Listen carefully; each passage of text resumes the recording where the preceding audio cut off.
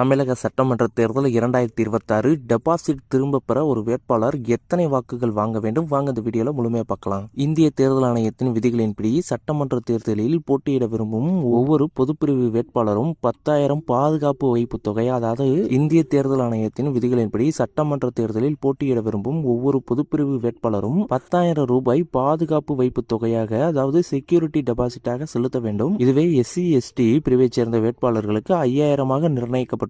தேர்தலில் போட்டியிடும் ஒரு வேட்பாளர் தனது தொகுதியில் பதிவான மொத்த செல்லத்தக்க வாக்குகளில், அதாவது நோட்டா தவிர்த்து 1/6 வாக்குகளை பெற்றால் மட்டுமே அவர் செலுத்திய இந்த வைப்பு தொகையை திரும்ப பெற முடியும். இந்த தொகையை பெற தவறுவதையே நாம் பேச்சு வழக்கில் டெபாசிட் காலி என்று கூறுகிறோம். 2026 ஆண்டு தமிழக சட்டப்பேரவை தேர்தல் மார்ச் 30 தேர்தல் ஆணையத்தின் முறைப்படியான அறிவிக்கையுடன் தொடங்கியது. வேட்புமனு தாக்கல் செய்ய ஏப்ரல் 6 இறுதி நாளாகவும், மனுக்களை திரும்ப பெற ஏப்ரல் 9 கடைசி நாளாகவும் அறிவிக்கப்பட்டது. தமிழகத்தில் உள்ள 234 தொகுதிகளுக்கும் ஒரே கட்டமாக ஏப்ரல் 23, 2026 அன்று வாக்குப்பதிவு விறுவிறுப்பாக நடைபெற்றது. மக்கள் தங்கள் ஜனநாயக கடமையை ஆற்றி முடித்த பிறகு வாக்குகள் அனைத்தும் எண்ணப்பட்டு மே 4, 2026 அன்று முடிவுகள் அதிகாரப்பூர்வமாக அறிவிக்கப்பட உள்ளன. தேர்தல் ஆணையத்தின் நோக்கம் இந்த டெபாசிட் முறை மற்றும் கடுமையான விதிமுறைகள் பின்பற்றப்படுவதற்கு முக்கிய காரணம் தேர்தலை மிகவும் சீரியஸாக அணுகும் வேட்பாளர்களை மட்டுமே ஊக்குவிப்பதாகவும், தேவையற்ற அல்லது விளையாட்டாக போட்டியிடும் வேட்பாளர்களின் எண்ணிக்கையை குறைப்பதன் மூலம் தேர்தல் நடைமுறையை எளிதாக்கவும், அரசு இயந்திரத்தின் பணிச்சுமையை குறைக்கவும் இந்த நடைமுறை பெரிதும் உதவுகிறது. ஒரு வேட்பாளர் குறைந்தபட்ச வாக்குகளை கூட பெறவில்லை என்றால் அந்த தொகை அரசு கருவூலத்தில் சேர்க்கப்பட்டு